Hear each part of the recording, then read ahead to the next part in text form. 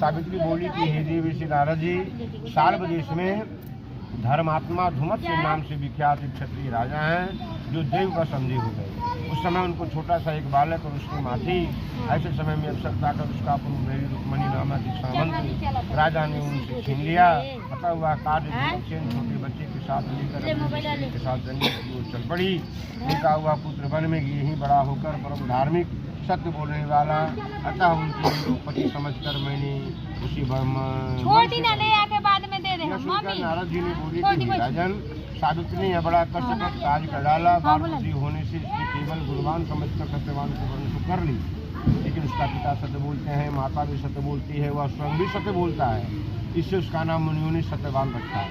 इसके नित्य यश घोड़े प्रिय है, मिट्टी से घोड़े बनाकर खेलते थे, इसी चित्रार्थ भी कहते हैं। सत्यवान दान और गुण में निरंतर शिष्य के समान है।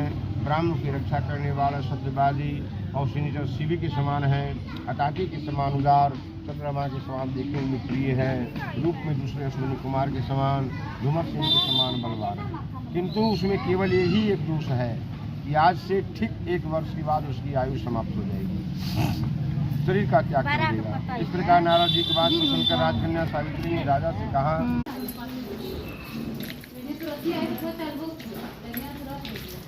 आप लोग